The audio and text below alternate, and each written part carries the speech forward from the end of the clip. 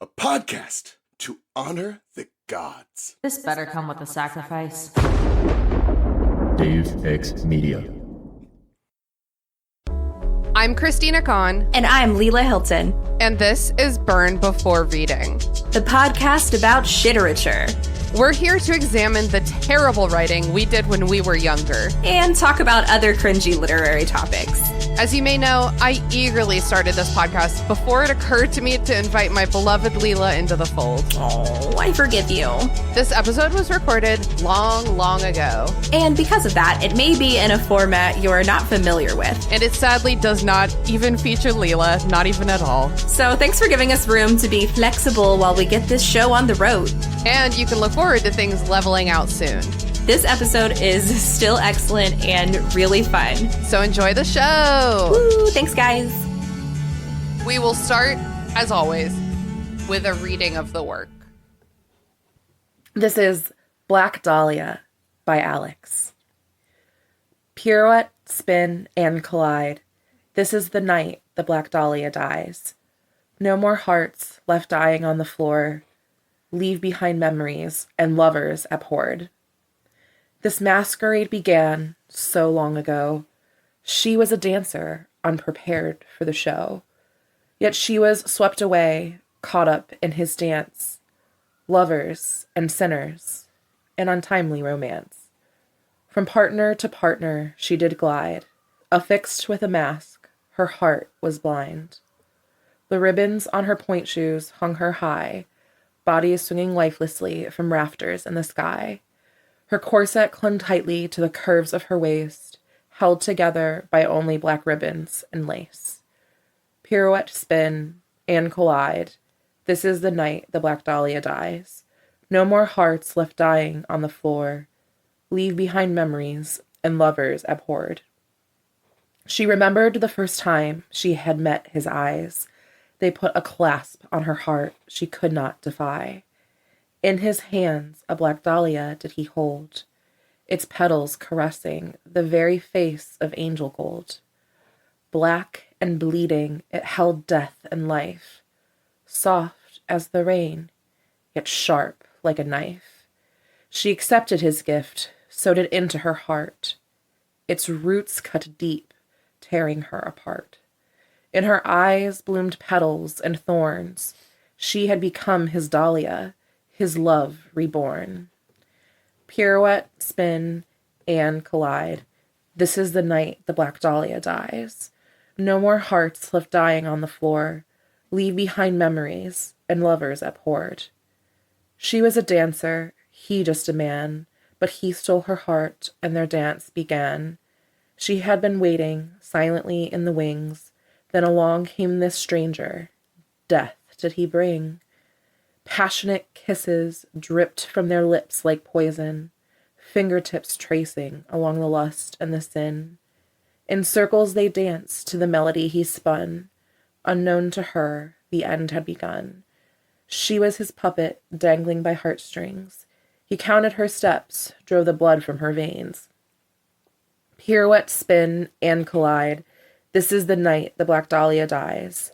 No more hearts left dying on the floor. Leave behind memories and lovers abhorred. Slowly but surely, the music still played. Many times she did falter, many times betrayed. The melody came from that old violin, a bittersweet remembrance of heartbreak within. She danced up on tiptoes though her feet were broken, spun round and round in time with emotion. She tried to let go, run away from it all, but his hand clasped even tighter to prevent her fall. You are my love, the star of my show. Your heart is mine. I won't let you go. Pirouette, spin, and collide. This is the night the Black Dahlia dies. No more hearts left dying on the floor. Leave behind memories and lovers abhorred. Opening night, the pinnacle fixation. His dancer was now his dahlia creation. She was an image of utter perfection, her blossoming soul scarred from dissection. The lights, now dim, the curtain rise, but no dancer appears to the sight of their eyes. Instead, they behold the neck and the noose, the dahlia dangling from the ceiling obtuse. Her petals hung loosely, her point shoes untied. The music stopped. The dancer had died. Oh my God. Pirouette, spin, and collide. This is the night the black dahlia dies. No more hearts left dying on the floor. Leave behind memories and lovers abhorred. This masquerade began so long ago. She was a dancer, unprepared for the show. Yet she was swept away, caught up in his dance. Lovers and sinners, an untimely romance. From dancer to dahlia she did glide, affixed with a mask, her heart he did blind. The ribbons on her point shoes hung her high, bodies swinging lifelessly from rafters in the sky. He never realized the thorns encircling her waist. Now his dahlia is buried, a forgotten face. Holy shit. There you are. I'm so glad you're here. Congratulations, you have made it to Burn Before Reading. I'm Christina Khan in real life and on socials, and I am here to beg you to read to me that poem you wrote in 2007, and then you print it out on the computer and cut it out and put it in a notebook. Oh, I can't believe I got through that. That was excruciatingly long and painful to read. Listeners, you may recognize the dulcet tones of my beloved friend Alex from My Cabbages, an Avatar podcast. Say hello to the listeners, Alex. Hi, friends and fellow listeners. Happy to be here. Yay! Okay. First of all, that was a journey. If you're still here, well, y'all deserve a prize. I don't know, a cookie at least. Honestly, I think this is an extremely fitting debut on Burn Before Reading, because this, what we just read, I think is exactly what it's all about. Just like it was all about it, just like I was all about it in 2007 when I was writing this poem on my open diary, listening to the Bone Palace Ballet by Cabbages in the background.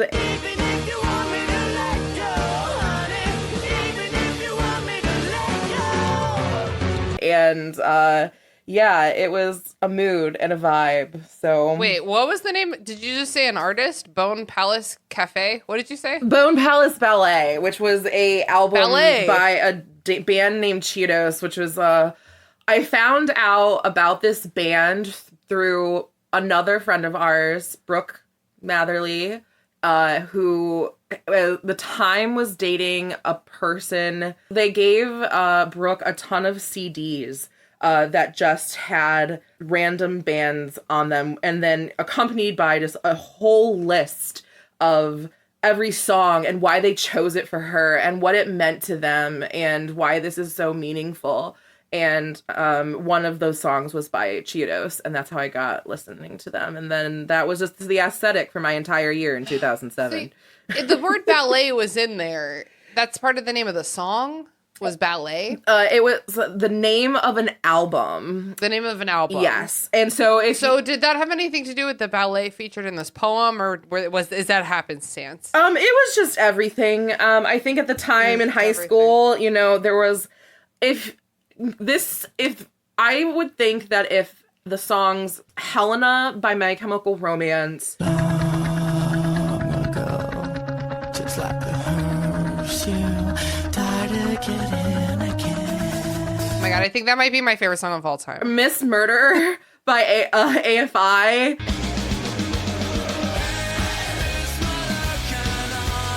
The Kill by 30 Seconds to Mars,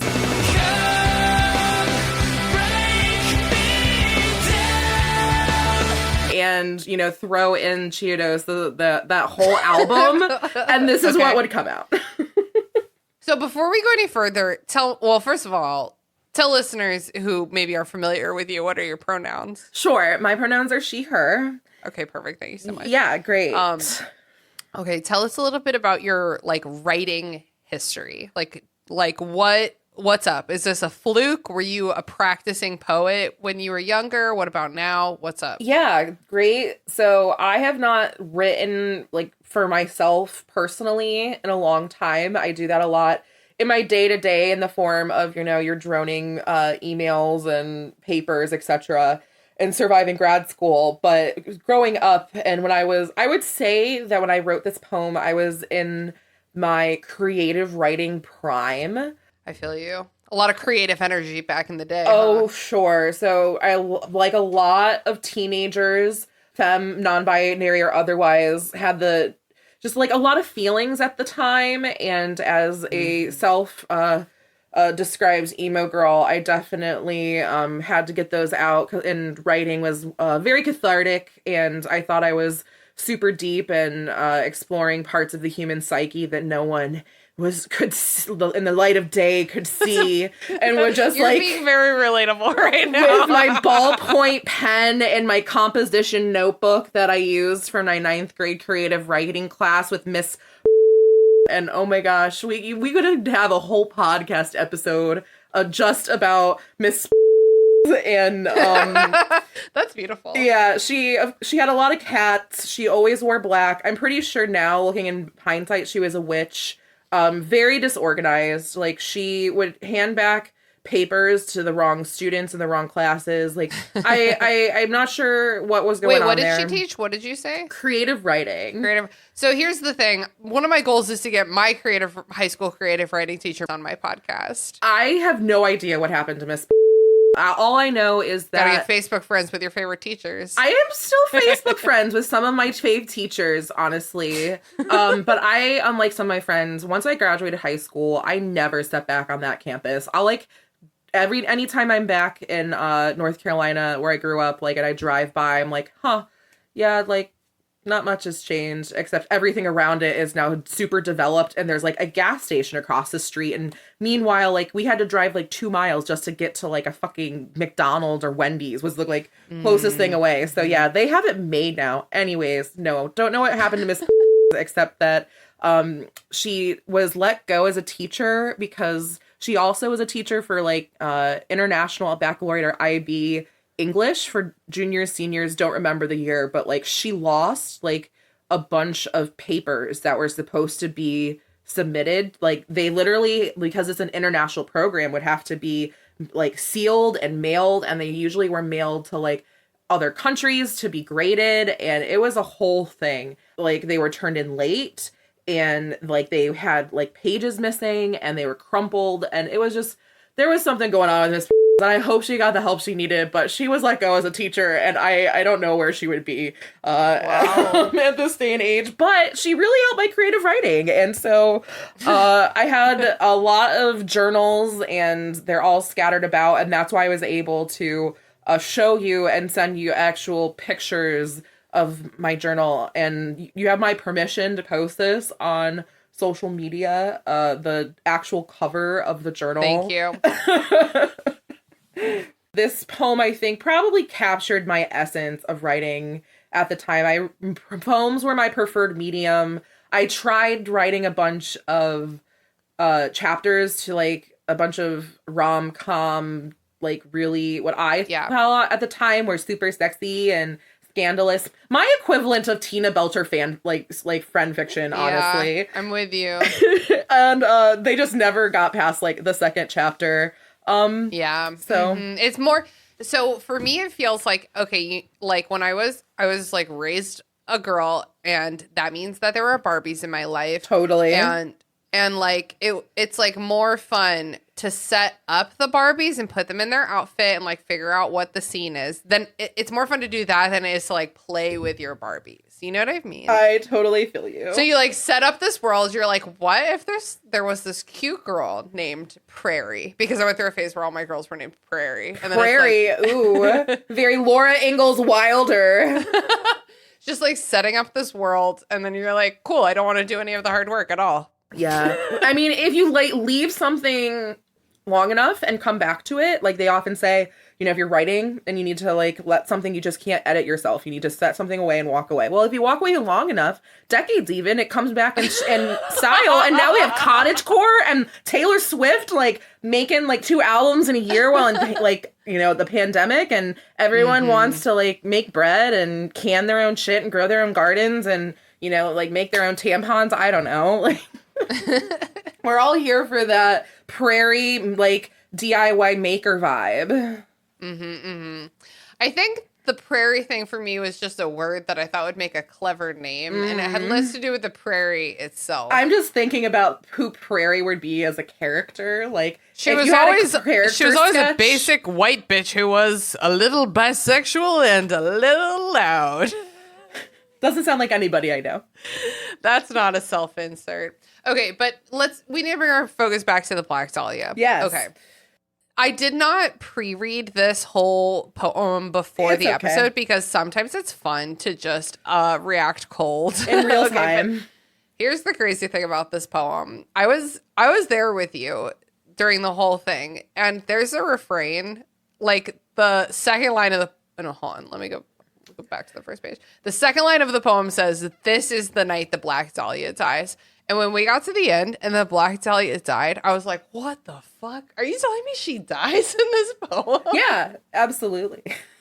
Like, I don't think there was a single character. If you were a character or an image in a poem that I wrote back then, you made it out alive, it was good for you. Go tell your friends. So why like this ballet theme? Like, what's the vibe there? I honestly cannot tell you why. I have always been obsessed with the ballet and ballet imagery. My favorite artist is Edgar Degas, who did all of the paintings of the French ballet, which in hindsight now, you know, a grown artist, man, like being in the back rooms watching young girls like changing and dancing, not the best vibe, but you know, you throw that impressionist filter on there and everything looks great. Were you a dancer, Alex? I was. I didn't go very far, and I mentioned it briefly in the intro. I made an allusion to Open Diary. I won't go on the whole saga, but Open Diary is basically like a live journal. It was like back in the day when people were like, when message boards and blogging. Really like blogging sites. Absolutely. So that was mine. And I had another entry that I found along with this poem that I also posted to that site, was talking about my journey as a dancer and this idea that I love dancing. I started very young, from the age of like 4, and I continued, through all the places we moved. I always kept up with dancing, and I really enjoyed it. And then when I was 10-ish, around that age, I had an injury where I tripped over a doormat and tore all the ligaments across one of my foot. One of my feet. That's such a consequence for just tripping on a doormat. I know. It was a really thick doormat. Holy shit. I know. So that after that, people ironically gave me the nickname Grace, and that has stuck with me my whole life. And dancing was just never the same. And so the next level of dancing, if you will, where I would have actually started doing point and stuff, just didn't happen for me. And I've moved on and became a swimmer instead, which was really helpful for like therapy and stuff like that. Like water was just like another element for me, and I felt right at home, just like my girl Katara. And oh my god, that's a wonderful story. You saw my picture that I was at the bar tonight, and they were playing the Headband episode specifically of Avatar: The Last Airbender. There's not a bad episode of that show. We were literally drinking like margaritas, and I was like, everybody shut the fuck up. Aang and Katara are dancing. Yeah. When I was younger, I had a bit of an interest in ballet as well. It was one of those things that I did when I was younger, and then as I got older, I think it maybe was something about like aspirational femininity. Looking back, you know what I mean? It's like, what if I was a beautiful, graceful, skinny ballet dancer? Sure. Wouldn't I be a hot thing? None of us had body image issues during this time period. Yeah, hard no. We were super solid and comfortable in our bodies. Why is the dancer's name the Black Dahlia? Because I'm going to be real with you. To me, it's giving stripper. I love that for her, or a drag queen maybe. Okay. It is. It could definitely be a stage name.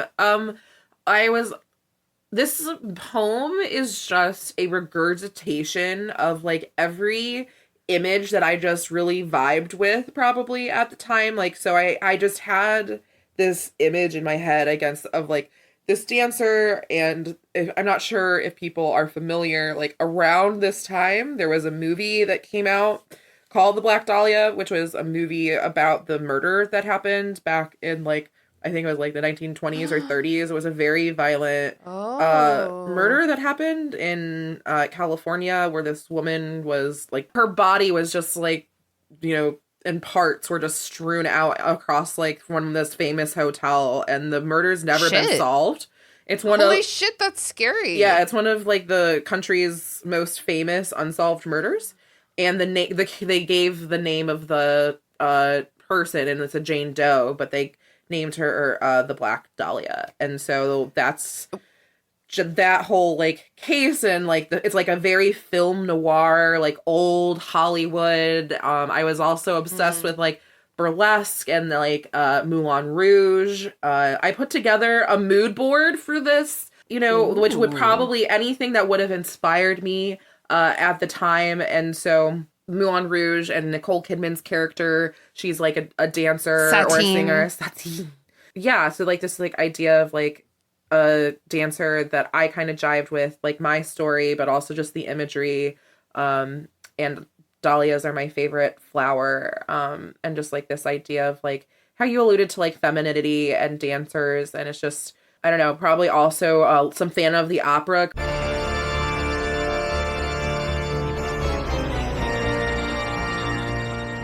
Christine Daae, you can probably be seen in this character.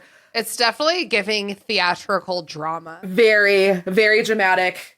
This couplet at the end of the second page, "You are my love, the star of my show. Your heart is mine. I won't let you go." I can picture like the Duke in Moulin Rouge singing that to Satine. Either that or like, you know, the Phantom from yes, exactly. Some Gerard Butler. It's giving horny theater drama energy. Yeah, which I was also a theater kid, so that also probably played into this. But yeah, it's just like, if you probably asked a chatbot GPT to like go and make an AI generated song like with some of like the mood board that I gave you, this was probably what would have come out. Like, I'm not sure. Okay. I wish I could say there was a deeper character in mind when I wrote this, and maybe at the time I did, but, well, you know, 15 years later, can't say that there's any one, I can't necessarily say what I was thinking when I wrote this, who this character is. Mm-hmm. Let me ask you this. A couple times this poem mentions he, the man, and with a capital H. Is that our Lord Jesus? I was raised Catholic. I'm a survivor, so that's probably that. Or also Black Dahlia. Like whenever it's like referencing her, like those are also capitalized, and I think I just capitalized he and like. Well, because this line specifically says he is just a man. Well, and it's like, well, that's not our Lord and Savior. Yeah. No, he was just a man, but like, can I make it any more obvious? He was in love. Haven't you heard? Oh my God, he was a punk. She did ballet, Black Dahlia. Yay. Because I actually think I did like imagine this as like a song or like a very epic like rock opera emo ballad, and so that's so many words. That Alex. Was just rock opera emo ballad. But I get it though. Like I kind of get it, and kind of like Evanescence. Yeah, and it's honestly yes. Amy Lee was also someone who. Amy Lee was probably part of my bisexual awakening. Honestly, I understand, and I have to say, like we mentioned, I'm looking at. Like pictures and text that Alex on November 16th, 2007 printed off of a computer and glued into a notebook. So this is like a scan. And the font is this like very dramatic. I would say it's one step down from pirate font. It is monotype cursiva. Oh my god, monotype cursiva. That's incredible. It's giving drama, and then the header is in. I know this one. I think it's called Impact. Is the name of this font. Yep. So punk rock. And then the first page has a black and white photo of point ballet slippers, which I feel like when I was younger and I did dance for like a couple years, it was like, wow, what if I was a point ballerina? And that was always like that was the pinnacle for me. Yep. Yeah, being like on point. But now, bitch, I'm just on point. You know what I mean? Yeah. And then the third page, the photograph you sent me, I think is hinting at a larger picture of, dare I say, a black dahlia flower here. You are right on the money.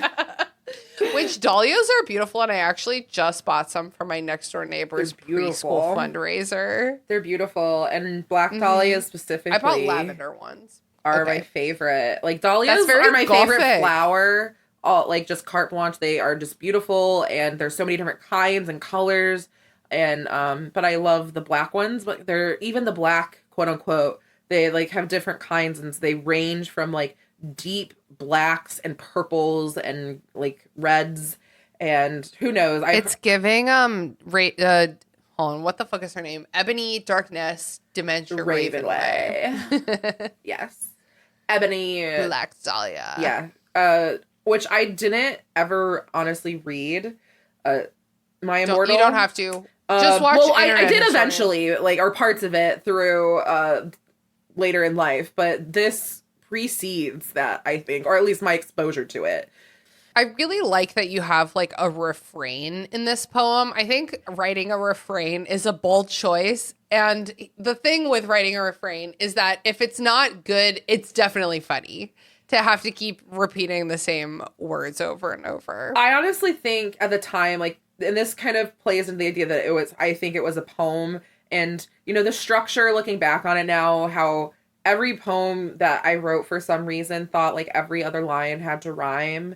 And then, but throwing that refrain in there, almost like a chorus, like if it was a song that got repeated. And then I think like the imagery, or in like the first full stanza where it's talking about like this masquerade began so long ago, like the last stanza of the poem is like a, you know, play on that or again. So I don't know. I think those were all different ways of writing that I would use that were, I'm sure at the time I thought super deep and original and so cool. I get it. Yeah. And in hindsight now, I hate it. I hate that refrain. It makes it so long. I think it's important at the beginning and like maybe repeating it again at the end, but in between every stanza is just laborious. Instead of a refrain, try a reprise, right? That's when you just repeat it once, I think. Yeah. There you go. It's like I definitely liked some of your creative choices made in the name of rhyming. Like you have like some of these, like from partner to partner, she did glide, which is not how people speak, but you do that for the rhyme. And I did that too when I was younger. Some old English. I think I rhyme like poison with sin, which not necessarily rhymes that rhyme, but you know, you make it work. Make it work, girl. I'm sure if you broke down this poem and like analyzed it line by line and just put it into a Google search, you would probably find the songs that I like may have like, you know, pulled some of these from, like the imagery in the refrain that repeats like heartbeats are dying on the floor or no more hearts left dying on the floor. There is a song by a band that was called Bedlight for Blue Eyes, which I don't think they've ever put out more than one album, and no one ever heard them. And there's a song that has a literal clip, and I can like link you the song on Spotify or whatever. Please do. But it has the lyrics like, and so like I'm sure there's other songs like My Chemical Romance or Fall Out Boy or Panic! At the Disco, whoever I was loving at the time. Like this poem, I write sins not tragedies, like that whole like burlesque show, and I saw Panic! At the Disco also with Brooke. And I dressed Classic. as a burlesque dancer, like going to it. And it was their Nothing Rhymes with Circus tour, which was when they went on tour for their first album. And yeah, this poem fits that motif perfectly. That's so Yeah. that's so fun. I don't know, also like there's a YouTuber, I forgot her name or their name, I'll also share it, but the title is like just the aughts like bisexual gaze, and just talking about how all of like the songs and energy, like when it, like, when Pete Wentz and Patrick Stump kiss each other, like in the like Dance Dance video or whatever, right? Or like these two guys kissing each other. It's like, ooh, scandalous, but they weren't gay. Like, it was just like, but we all fed into that energy, that bisexual energy of the early aughts. Yeah, that's, I feel this fits that vibe. If we're talking about maybe works that would have inspired me when I wrote this, I definitely, some of my favorite poems and things that I was reading at the time, Lord Alfred Tennyson's The Lady of Shalott was a poem that I really vibed with. I remember reading that one. And T.S. Eliot, The Wasteland.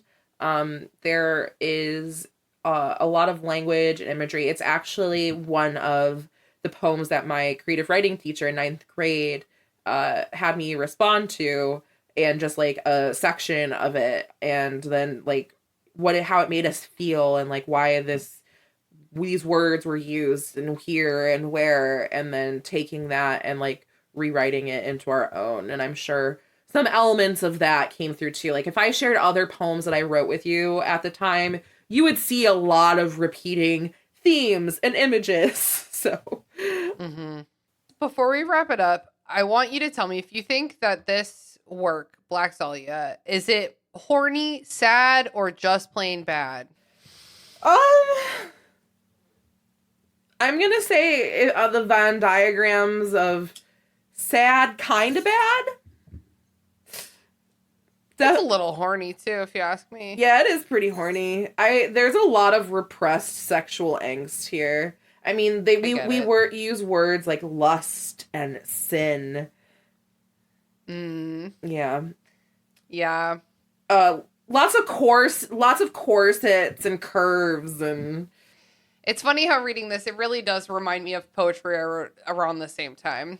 So, thank you for bringing this on my show. The Black Dahlia has been a wonderful adventure. Oh, honestly, you were much nicer to it than it deserved, but I appreciate you having me, and it was honestly it's probably one of my more favorite pieces. I feel that might kind of still hold up. It's still definitely cringy, but it's not one that What you're saying is you have worse shit. Oh, there's stuff way deep in that closet. Let's bring all those skeletons out. Time to do some spring cleaning.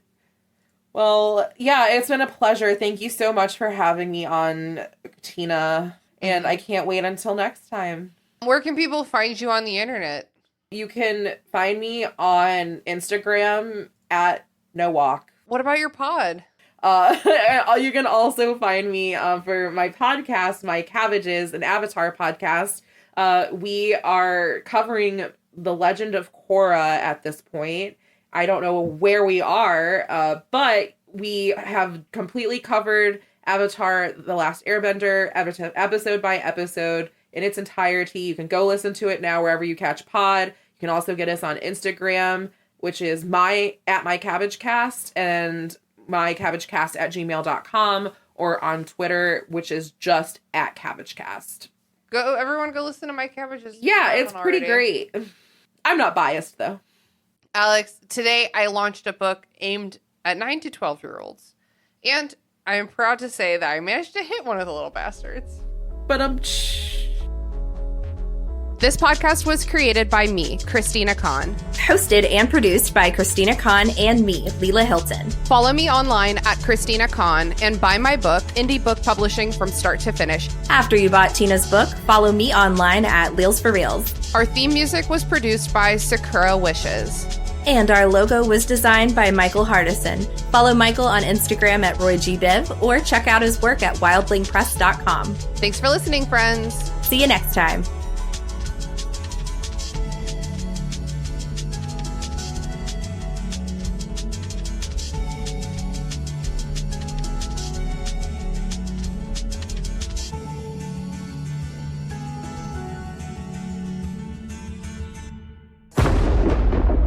Dave X Media.